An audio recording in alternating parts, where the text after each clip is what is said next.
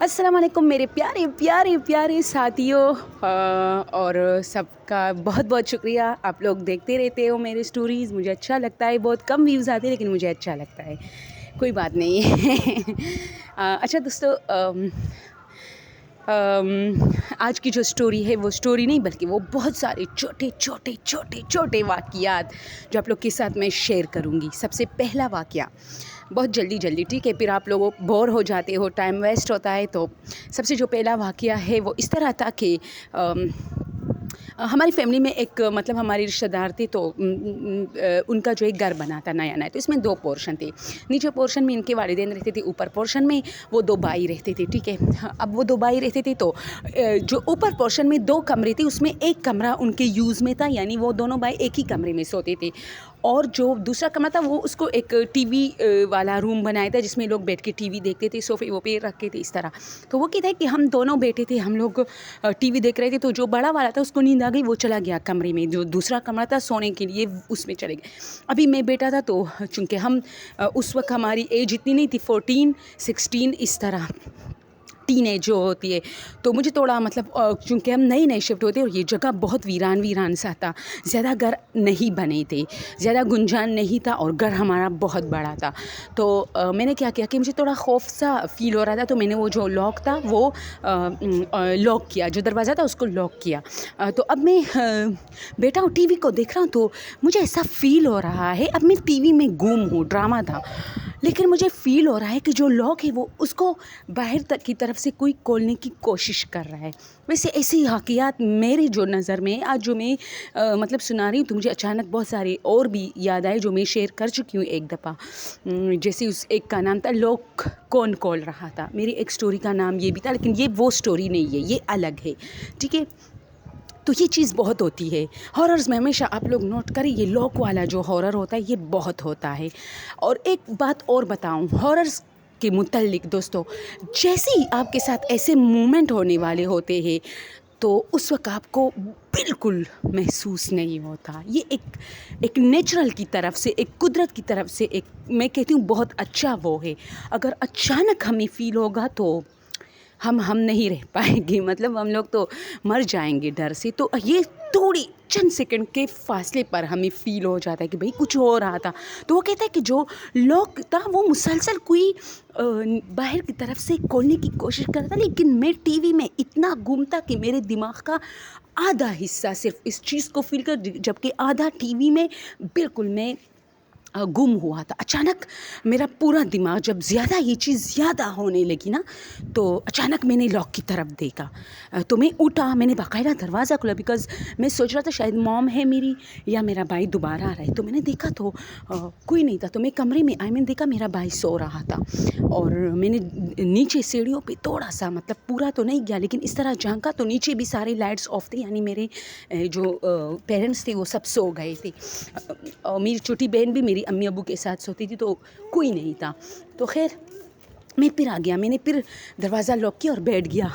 यानी ड्रामा तो मुझे देखना ही था, पाकिस्तानी ड्रामेज़ तो बहुत ज़बरदस्त होते हैं। उन दिनों में लाख ड्रामा चलता था जो कश्मीर के ऊपर बना था, बहुत ज़बरदस्त। तो उसने कहा कि मैं फिर बैठ गया। ये इतना मतलब इतना लेट नहीं था, वो कहता है इतना लेट नहीं था। ये यही 9 साढ़े 9 या 8 बजे, क्योंकि ये ड्रामा 8 बजे वाला ड्रामा था, 8:30 तक इस तरह। लेकिन चूँकि ये जगह सुनसान बहुत है और सर्दियों में ये होता है कि 8-9 भी जो है बहुत ज़्यादा मतलब लेट होता है, बंदे को नींद आ जाती है सर्दी की वजह से। तो और सुनसानियत ज़्यादा होती है गलियों में, लोग घरों में होते हैं ना।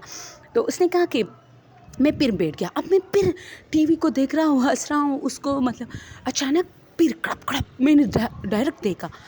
इस बार मैं डर गया, ठीक है। तो मैंने क्या किया कि मैं आ गया और मैंने दरवाज़ा खोला, कोई नहीं था। और मैं मतलब उस दरवाज़े को टीवी को भी खुला छोड़ के भाग के आया अपने कमरे में। अब जैसे ही मैं भाग के आया तो मेरा भाई डायरेक्ट उठा, उसने मुझे कहा क्या हुआ। तो मैंने उनसे कहा कि यार मैं बहुत डर गया हूँ, कोई लॉक खोल रहा है बार बार। तो उसने कहा यानी वो तो सो रहा था लेकिन मेरे शोर की वजह से उठ रहा। तो उसने कहा अच्छा ठीक है सो जा। वैसे एक बात कहूँ, उनका भाई पॉजिटिव था, ठीक है, مطلب جو ہوتے ہیں نا جس پر سایہ وایا ہوتا ہے، جیسے جنات کا چکر وکر ہوتا ہے، اس کا بھائی وہ تھا. تو اس نے کہا کہ میں نے یہ بڑی غلطی کی کہ میں نے اس کو بتایا. تو پھر اچانک مجھے خیال آیا کہ ایسے لوگوں کے سامنے تو ایسی بات نہیں کرنی چاہیے. تو میں نے اچانک ان سے کہا کہ نہیں امی تھی، مجھے پتہ چلا وہ امی تھی، اور میں سو گیا. اب میں سویا ہوں تو آدھی رات کو میری آنکھ کھلتی، کیا دیکھتا ہوں میرا بھائی بیڈ میں بیٹھا ہے، اور وہ جو کمبل تھا وہ سر پہ جیسے چادر نہیں پہنتے ہم، شال جس طرح لڑکیاں پہنتے اسی طرح پہنا ہے اور بیٹھا ہے. تو میں اٹھا، میں نے ڈائریکٹ لائٹ آن کی تو اس نے، وہ بالکل سویا ہوا تھا بیٹھے بیٹھے. میں نے اس کو جگانے کی کوشش کی، پھر اچانک اس نے ایک چیخ ماری اور اٹھا. تو میں نے کہا تم بیٹے ہو یار، سو جاؤ. تو میں نے قرآن مجید کی تلاوت شروع کی. مجھے پتہ چلا کہ اب اس کو مطلب خیر وہ سو گیا لیکن ڈر رہا تھا. پھر موبائل ان دنوں میں نیا وہ کہتا ہے کہ ہوا تھا، نیا موبائل آیا تھا، تو اس نے موبائل اٹھایا، اس میں دیکھنے لگا اور پھر یہ بات ختم ہو گئی. ٹھیک ہے، صبح ہو گئی لیکن میں بہت ڈر گیا تھا. پھر میں نے امی سے شیئر کیا، امی بھی ڈر گئی کیونکہ ہماری امی ایسی نہیں ہے کہ ہم سے بات چھپائے، وہ ڈائریکٹ کہتے ہیں کیونکہ بہت ینگ ہے ان کی امی. دوستو آپ لوگ جب ان کو دیکھو گے تو آپ کو احساس ہی نہیں ہوگا کہ یہ ان کے بیٹے ہیں، آپ سمجھو کہ یہ ان کے بھائی ہیں. ان کی امی بہت ینگ ہے، 12 عمر یعنی ایج میں ان کی امی کی شادی ہوئی اور پہلے سال بچہ ہوا. تو وہ بچے ان سے صرف 10-11 سال چھوٹے ہیں، تو ایسا نہیں لگتا کہ یہ ان کی امی ہے، بالکل فرینڈ جیسی لگتی ہے. تو کہتے کہ امی نے ڈائریکٹ کہا کہ ہاں یہ تو بہت ڈرنے کی بات ہے. تو پھر ہم لوگ بہت ڈرتے تھے. اچھا، مجھے اکثر لوگ کمنٹ میں کہتے ہیں کہ آپ کا لہجہ پاکستانیوں سے بہت الگ ہے. تو پتہ نہیں، آئی ڈونٹ نو، بٹ ہم لوگ پشتو اسپیکنگ ہے، گھر میں زیادہ تر پشتو بولتے ہیں، تو شاید اسی وجہ سے لہجہ تھوڑا، جو لینگویج جو ہماری جو زبان ہوتی ہے وہ ساتھ نہیں دیتی جب اردو بولتے ہیں. لیکن پھر بھی چلو، کراچی میں جب باہر جاتے ہیں تو اردو میں بات کرنی پڑتی ہے کیونکہ سارے تو پٹھان نہیں ہوتے، بلوچی ہے اس میں، یہاں ہزارے وال یعنی ان کو اسپیکنگ ہے، اور بھی بہت سارے سندھی بلوچی سارے پاکستان میں. کراچی میں تو ہر جگہ کے لوگ آپ کو ملیں گے. آپ کو جو ہے امریکہ کے لوگ ملیں گے، آپ کو جو ہے انڈینز خیر بہت کم ملتے یا نہیں ملتے. انڈیا اور ہم تو بس وہ ٹام اینڈ جیری والا کھیل ہے. ہم جو ہے پتہ نہیں ان دونوں کے بیچ میں یہ اتفاق کب پیدا ہوگا. تو وہ ٹام اینڈ جیری والا کھیل ہے، وہ تو نہیں ہو سکتا. لیکن سعودی عربیہ سے لوگ ملیں گے آپ کو، یہاں ہر قسم کے لوگ ہوگے. کراچی ایسی جگہ ایسی ہے، روشنیوں کا شہر ہے بھائی، ہر کوئی ہر ایک سے آپ کی ٹکر ہوگی. تو ہم اردو میں ہی بات کرتے ہیں باہر، لیکن پتہ نہیں کیوں لوگ مجھے اس طرح کہتے کہ آپ کی جو ہے یہ بالکل عجیب ہے، الگ ہے. تو مجھے بالکل نہیں پتہ کہ مطلب کس طرح عجیب ہے.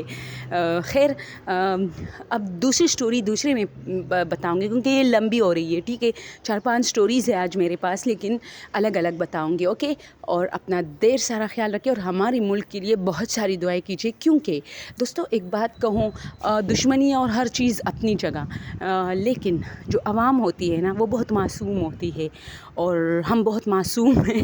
ہم پاکستانی لوگ، اور ہماری جو سیاست ہے کافی خطرناک حد تک جا چکی ہے، اور بس ہم بہت پریشان ہیں.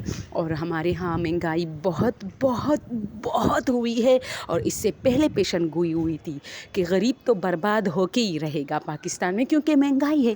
لیکن اس مہنگائی سے جو مڈل کلاس اور فرسٹ کلاس لوگ ہیں وہ بھی متاثر ہو گئے. تو اب سوچئے کہ کتنی مہنگائی ہے کہ جو اتنے امیر لوگ ہیں وہ بھی بہت وہ ہو رہے ہیں، مطلب کیا کہتے اس کو، اس کے اثر میں آ رہے ہیں. ظاہر سی بات ہے یار، جو گاڑی دوسرے ملکوں میں 4 لاکھ پہ ہے اور پاکستان میں آپ کو 24 لاکھ پہ مل رہی ہے، تو آپ سوچیں نا ایسا کیسے چلے گا.